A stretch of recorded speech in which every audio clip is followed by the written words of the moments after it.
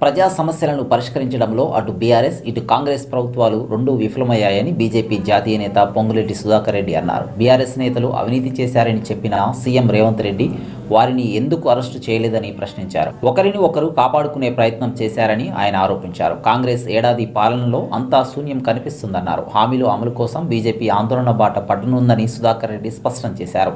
అంతకుముందు 6 గ్యారంటీ హామీలు అమలు కావడం లేదని నిరసిస్తూ బైక్ ర్యాలీ నిర్వహించారు. పెవిలియన్ గ్రౌండ్ నుండి బయలుదేరిన బైక్ ర్యాలీ పలు ప్రాంతాల్లో తిరిగింది. ఈ కార్యక్రమంలో ఆ పార్టీ నేతలు శ్రీధర్ రెడ్డి, గల్లా సత్యనారాయణ తదితరులు పాల్గొన్నారు. ఇది 420 చేసింది, ప్రజల్ని మభ్యపెట్టి ఓట్లు దండుకొని ఈరోజు అధికారం నుండి ఇష్టం వచ్చినట్టు మాట్లాడుతూ వాళ్ళు బాధ్యతారాహిత్యంగా అంబేద్కర్ రాజ్యాంగం మీద ప్రమాణం చేసి తూచా తప్పకుండా ఇచ్చిన వాగ్దానాలు అమలు చేయాల్సినటువంటి వారు మాట తప్పారు. ఈ రకంగా అది అమరవీరుల ఇష్యూ కావచ్చు, ఇందిరమ్మ ఇళ్ల పేరుతో అప్పుడు డబుల్ బెడ్రూమ్లోనే 10 సంవత్సరాలు టైంపాస్ చేసిపోయాడు కేసీఆర్ గారు. ఒక్క రేషన్ కార్డు రాలా. రోజువారీ ఒక ఆయన ఆన్లైన్ అంటాడు, ఒక ఆయన యాప్ అంటారు, ఇంకోటి ప్రజలకు అర్థం కాని భాషలో చెప్పేసి తిమ్మిని బంధించేయటం, తిమ్మించేయటం.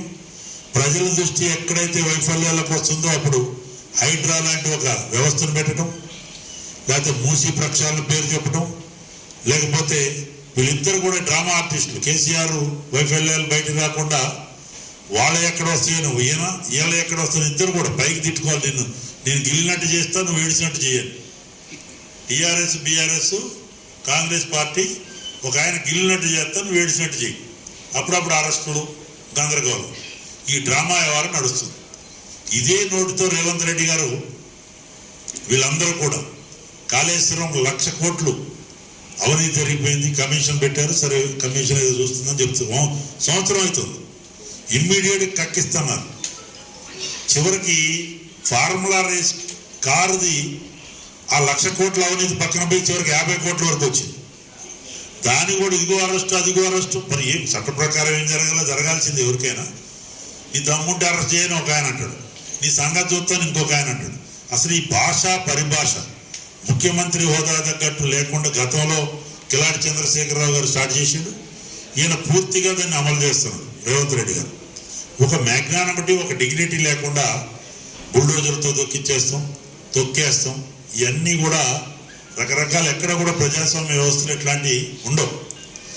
సరే ఇవన్నీ కూడా కొద్దిగా headlines, media attraction, breaking news, వీటి కొరకు. అయ్యా నీ బ్రేకింగ్ న్యూస్, హెడ్లైన్స్ ప్రజలకు ఇచ్చిన హామీలు అమలు చేసి తెచ్చుకో. విజయోత్సవాలు ఎందుకొరకు? విజయం ఉత్సవం